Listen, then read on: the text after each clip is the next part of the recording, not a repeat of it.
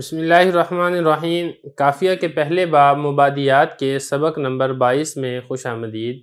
आज के सबक में हम गैर मुनसरिफ का सबब उजमा पढ़ेंगे। इबारत देख लें, फिर तर्जमा करेंगे, फिर उसकी तशरीह करेंगे। अल उजमतु शर्तुहा अन तकून अलमियतन फिल उजमती व तहर्रुकुल औसती अविज़ ज़ियादतु अला सलासती फ़नूहुन मुनसरिफुन व शतरु व इब्राहीम मुमतनिउन।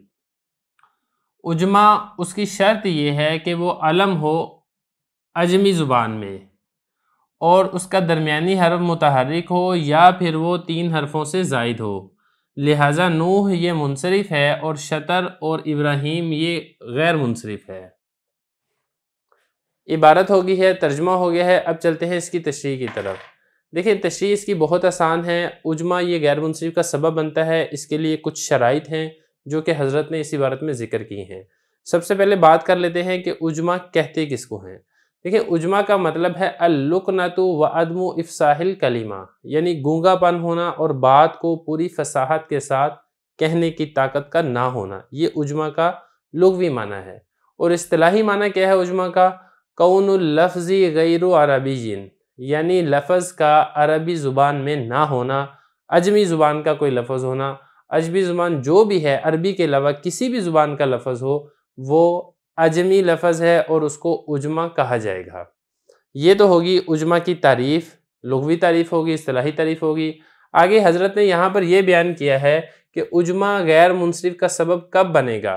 तो देखिए, हज़रत फरमा रहे हैं कि पहली शर्त ये है कि वो लुग़त अजम, यानी जिस ज़ुबान का वो लफ्ज़ है उस ज़ुबान में वो किसी का नाम होना चाहिए, चाहे हकीकतन नाम हो या हुक्मन नाम हो।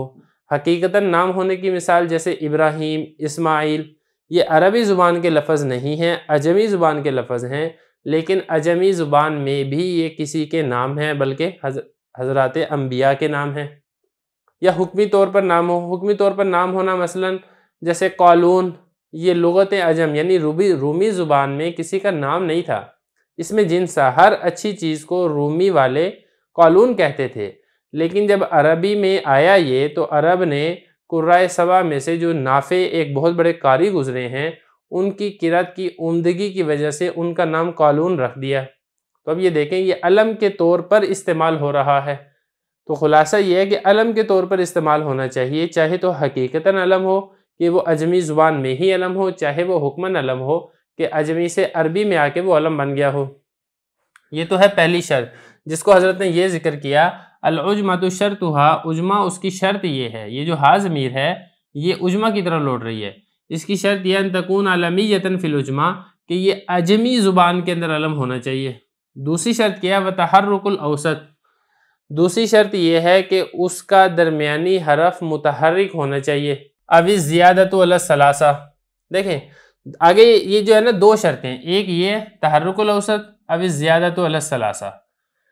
या तो वो लफ्ज़ 3 हरफों से ज़ायद हो, और अगर वो लफ्ज़ 3 हरफी है तो फिर उसका दरमियानी हरफ मुतहर्रिक होना चाहिए। यानी ये जो दो शर्तें हैं, इन दो शर्तों में से कोई एक शर्त पाई जानी चाहिए।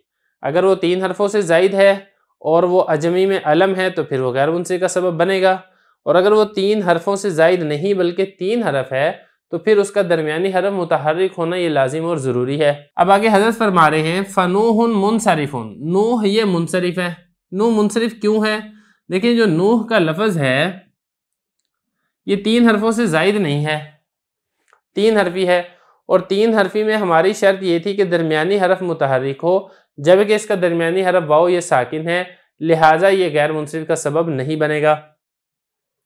लेकिन जो इब्राहीम है ये गैर मुनसरिफ का सबब इसलिए बनेगा कि ये 3 हरफों से ज़ायद है, 6 हरफी ये हरफ है। और जो शतर है, शतर ये दियार बकर में एक किला है, ये उसका नाम था, अजमी लफ्ज़ है, लेकिन ये गैर मुनसरिफ का सबब इसलिए बनेगा कि 3 हरफ होने के बावजूद जो दरमियानी हरफ है ता वो मुतहर्रिक है, तो इसलिए ये गैर मुनसरिफ का सबब बनेगा। तो यही हज़रत फरमा रहे हैं व तहर्रुकुल औसत।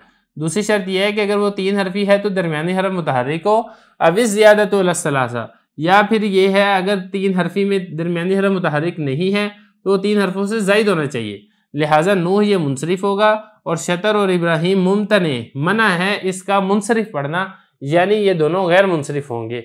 इसी के साथ ही हमारा यह सबक मुकम्मल हो जाता है।